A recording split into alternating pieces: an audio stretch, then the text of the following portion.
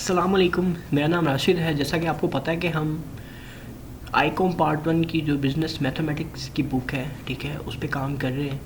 तो इससे पहले हमने 1.1 एक्सरसाइज सारी कंप्लीट कर ली थी, ठीक है। आज हमने 1.2 एक्सरसाइज पे काम करना है। तो 1.2 एक्सरसाइज जो है उसको स्टार्ट करने से पहले हमने कुछ डेफिनेशंस पढ़नी है, क्योंकि वो डेफिनेशन पढ़ना ज़रूरी है। अगर वो डेफिनेशन हम नहीं पढ़ेंगे तो हम एक्सरसाइज को नहीं कर सकेंगे। तो सबसे पहली जो डेफिनेशन है वो है प्रोपोजिशन, कि प्रोपोजिशन होती क्या है, ठीक है।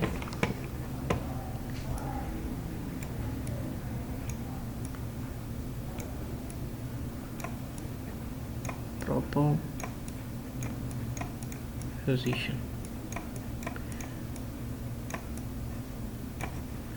ठीक है जी। सबसे पहली जो हमारी डेफिनेशन है वो है प्रोपोजिशन की। तो प्रोपोजिशन मैं आपको सिर्फ ये बता दूं कि प्रोपोजिशन जो होती है वो इक्वालिटी ऑफ टू रेशोज़, जो टू रेशोज़ होती हैं उसकी इक्वालिटी को प्रोपोजिशन कहते हैं। मिसाल के तौर पे जैसे कि मैं आपको एक एग्जांपल के ज़रिए आपको समझाऊंगा। अगर मैं यहाँ पे लिखता हूँ 3, ठीक है, रेशो 4,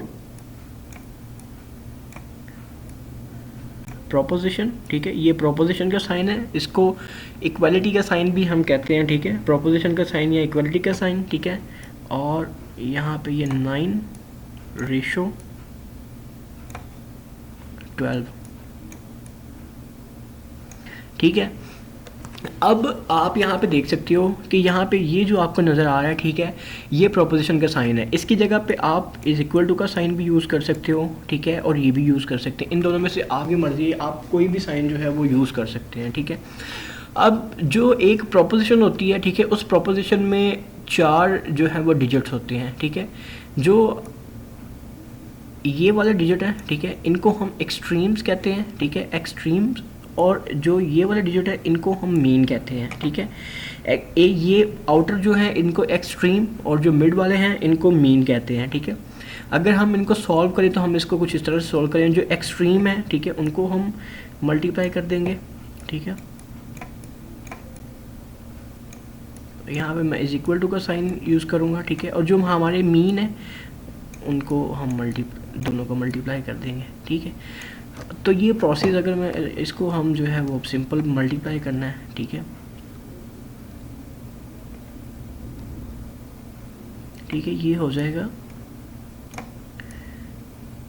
36 और ये भी हो जाएगा 36, ठीक है।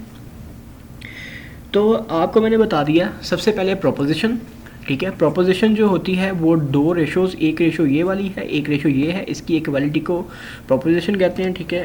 और उसके अलावा जो है मैंने आपको बताया कि इसमें एक्सट्रीम्स हैं, ठीक है, मीन है। इसको हल करने का तरीका ये है जो मैंने आपके साथ शेयर किया है, ठीक है। इसको आप एक दूसरे तरीके से भी सॉल्व कर सकते हैं, आप पे डिपेंड करता है, वो भी मैं आपको बता देता हूँ, ठीक है। जैसे ये 3/3 रेशो 4, ठीक है, 9 रेशो और ये 12, ठीक है। इसको मैं यहाँ पे कर सकता हूँ 3/4, ठीक है, इज इक्वल टू 9/12, ठीक है। इसको इसके साथ कर दूंगा, इसको इसके साथ कर दूंगा, इसको मैं इसके साथ करूँगा तो ये 36 आ जाएगा, ठीक है। और इसको इसके साथ किया तो ये 36 आया, इसको इसके साथ करूँगा तो ये 36 आ जाएगा, ठीक है। आप देख सकते हो कि आंसर सेम है, यहाँ पे भी यहाँ पे भी वही आ रहा है और यहाँ पे भी वही आ रहा है। अब आप डिपेंड करता है कि आप कोई भी जो है वो मेथड यूज़ कर सकते हो, ठीक है। ये हो गया हमारा प्रोपोजिशन। अब हम इससे आगे बढ़ेंगे, ठीक है। प्रोपोजिशन की 4 टाइप्स होती हैं, ठीक है। ये टाइप्स आपने बड़े ध्यान के साथ समझनी है, क्योंकि अगर ये आपको टाइप्स समझ नहीं आएंगी तो मैं बार बार कह रहा हूँ आपको क्वेश्चंस की समझ नहीं आएगी जो एक्सरसाइज के अंदर है, ठीक है। तो हम प्रोपोजिशन की तरफ बढ़ते हैं, ठीक है। इसको मैं यहाँ से न्यू करता हूँ, ठीक है। सबसे पहली जो टाइप प्रोपोजिशन की है उसको कहते हैं डायरेक्ट प्रोपोजिशन, ठीक है, डायरेक्ट, ठीक है, प्रोपोजिशन, ठीक है। उसको कहते हैं डायरेक्ट प्रोपोजिशन का मतलब होता है कि अगर एक वेरिएबल इंक्रीज हो रहा है, ठीक है, तो दूसरा वेरिएबल भी इंक्रीज ही होगा, ठीक है। अगर एक वेरिएबल इंक्रीज हो रहा है, ठीक है, तो दूसरा वेरिएबल भी इंक्रीज ही होगा। अगर एक वेरिएबल डिक्रीज़ हो रहा है तो दूसरा वेरिएबल भी डिक्रीज़ ही होगा, ठीक है। मिसाल के तौर पे इसमें जो मैं आपको एग्जांपल दूंगा वो मैं एग्जांपल आपको इस तरह दूंगा कि मिसाल के तौर पे आप मोबाइल यूज़ करते हो, ठीक है, फ़ोन की मिसाल हम लेंगे, ठीक है। उसमें जितनी आप कॉल्स ज़्यादा करोगे, ठीक है, उतना ही आपका जो बिल है वो बढ़ेगा, ठीक है। अगर आप कॉल कम करोगे, जितनी कॉल कम करोगे उतना ही आपका बिल कम होगा। यानी कि अगर एक वेरिएबल बढ़ता है तो दूसरा वेरिएबल भी बढ़ेगा, अगर एक वेरिएबल कम होता है तो दूसरा वेरिएबल भी उसी रेशो के साथ जो है वो कम होता है, ठीक है। ये इसकी बेसिक सी जो है वो इसकी जो बेसिक सी हम कहते हैं डेफिनेशन, एक अंडरस्टैंडिंग जो है वो कुछ इस तरह से होगी।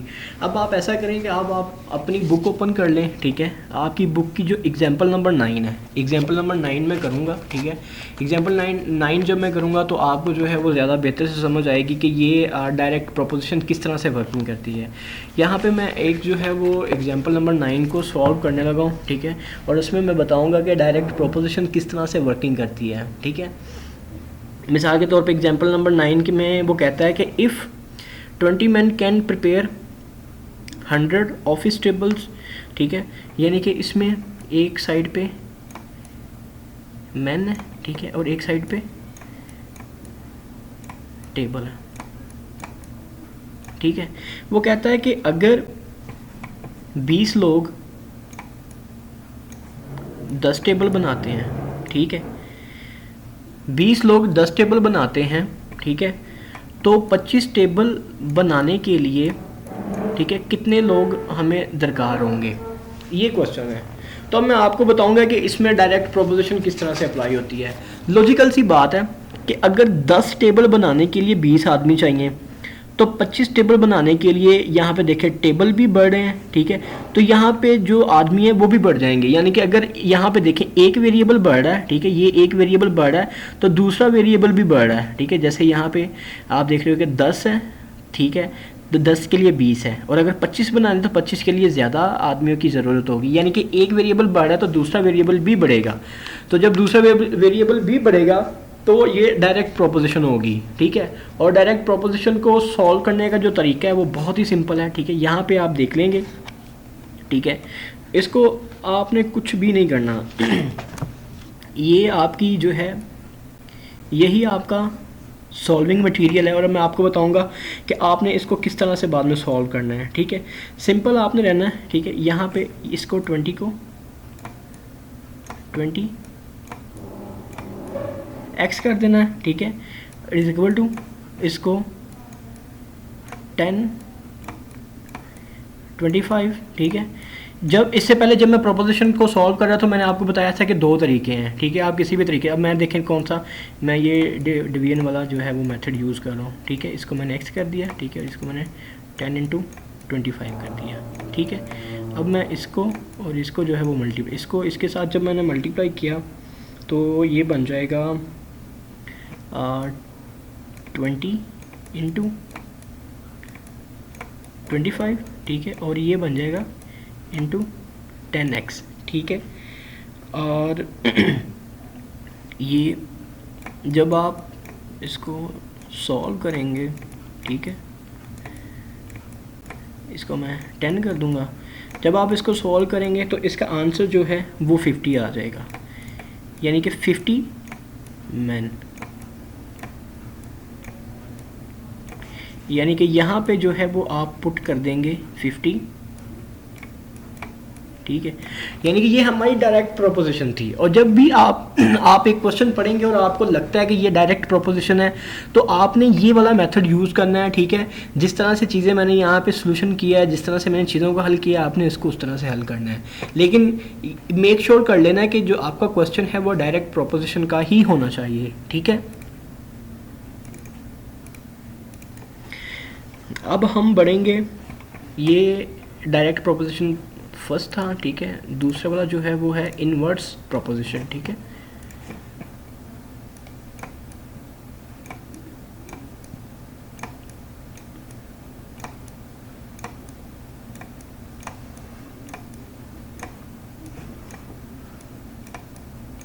ठीक है, इनवर्स प्रोपोजिशन का मतलब है कि अगर एक वेरिएबल बढ़ेगा तो दूसरा वेरिएबल कम होगा, अगर एक वेरिएबल कम होगा तो दूसरा वेरिएबल बढ़ेगा, ठीक है।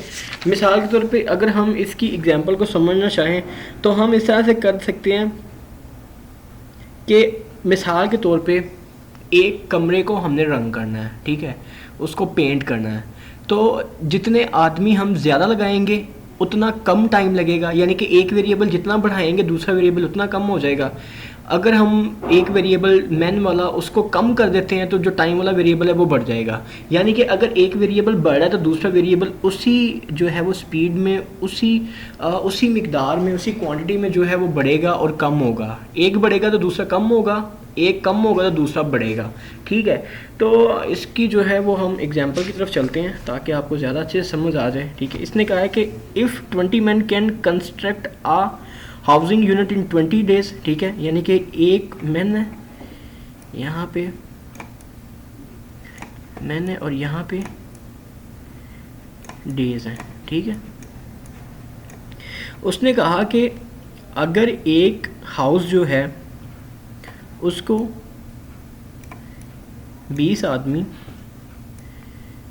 60 डेज़ में बनाते हैं, ठीक है, तो अगर हम उसको 48 डेज़ में बनाना चाहें, ठीक है, तो कितने लोग हमें दरकार होंगे। अब आपने मेरी बात को गौर से सुनना है। यहाँ पे देखें, अगर 60 दिन लगा के 20 आदमी एक घर बना रहे हैं, ठीक है, यानी कि 60 दिनों में 20 आदमी घर बना रहे हैं, और अगर 48 दिन लगेंगे, अगर 48 दिन का टाइम हो तो आपको पता है कि 48 दिन में घर बनाने के लिए हमें ज़्यादा लोग लगाने पड़ेंगे, यानी कि ये दिन कम होंगे तो जो लोग हैं वो हमें ज़्यादा लगाने पड़ेंगे, ठीक है। एक घर बन रहा है, ठीक है, उसमें जितने मज़दूर कम होंगे, ठीक है, उतने दिन ज़्यादा लगेंगे, यानी कि अगर मज़दूर कम होंगे तो दिन ज़्यादा लगेंगे। अगर दिन जो हैं हमारे पास, अगर हम यहाँ से आदमी बढ़ा देंगे, मज़दूर ज़्यादा कर देंगे तो फिर दिन कम लगेंगे, ठीक है। यानी कि एक वेरिएबल बढ़ रहा है तो एक वेरिएबल कम हो रहा है, ठीक है। तो हम यहाँ पे देख सकते हैं कि यहाँ पे इन्वर्स जो है, इन्वर्स प्रोपोजिशन है, ठीक है। अब हमने देखना है, मैंने आपको पहले बताया पहली वाली जो थी वो डायरेक्ट प्रोपोजिशन थी, और जो मैंने उसका मेथड ऑफ सॉल्यूशन आपको बताया था, आपने उसका वही मेथड ऑफ सॉल्यूशन यूज़ करना है। अब मैं आपको बताऊंगा कि अगर आप क्वेश्चन पढ़ रहे हैं और आपको पता चल गया है कि ये इन्वर्स प्रोपोजिशन है, तो मैं आपको बताऊंगा कि इन्वर्स प्रोपोजिशन को आपने किस तरह से सॉल्व करना है, ठीक है। तो ये मेरा सारा क्राइटेरिया है, ठीक है, जिसकी बेस पे मैंने सॉल्यूशन करनी है। अब देखिएगा, यहाँ पे मैन, ठीक है, यहाँ पे मेरा वेरिएबल है, उसको मैं वैसे ही लिख दूंगा, ठीक है, 20 रेशो, ठीक है, x इज इक्वल टू, ठीक है। यहाँ पे देखें, जब डायरेक्ट प्रोपोजिशन थी तो पहले मैंने यहाँ पे जो ऊपर वाली चीज़ थी वो पहले लिखी थी, जो नीचे वाली थी वो बाद में लिखी गई। क्योंकि ये इन्वर्स प्रोपोजिशन है इसलिए यहाँ पे 48 जो है वो मैं पहले लिखूँगा, ठीक है, और जो 60 है वो मैं बाद में लिखूँगा, ठीक है। यही फ़र्क है इन्वर्स प्रोपोजिशन का और डायरेक्ट प्रोपोजिशन का। तो आपने इस चीज़ का ख़ास ख्याल रखना है कि अगर आपकी डायरेक्ट प्रोपोजिशन होगी तो आपने पहले 60 को लिखना है और 48 को बाद में लिखना है, लेकिन अगर आपकी इन्वर्स प्रोपोजिशन होगी तो आपने यहाँ पे 48 को पहले और 60 को बाद में लिखना है, ठीक है। तो यहाँ पे ये हो जाएगा सॉल्यूशन का, बाकी तरीका वही है, ठीक है। इसको मैं 48/60 कर दूँगा, ठीक है, ये इसके साथ हो जाएगा, ये इसके साथ हो जाएगा, ठीक है, यानी कि ये हो जाएगा 20 × 60, ठीक है, और ये हो जाएगा 48x, ठीक है, और ये x इज इक्वल टू 20 60 /48।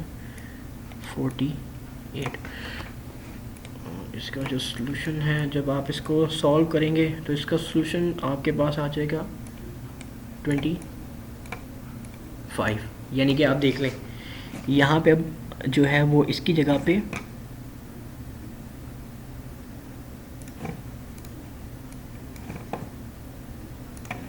इसकी जगह पे 25 आ जाएगा। ठीक है, ये देख लें, जब हमने यहाँ पे दिन कम किए हैं तो आदमी बढ़ गए हैं। ठीक है, पहले 20 थे, पहले 60 दिन थे, 60 दिन से मैंने दिन कम किए, एक वेरिएबल कम किया तो दूसरा वेरिएबल बढ़ गया है। यही इन्वर्स प्रोपोजिशन है। ठीक है, तो मैंने आपको सोल्यूशन का तरीका भी इसका बता दिया है। ठीक है, आगे जो है हम इसका जो तीसरा पार्ट है वो देखते हैं।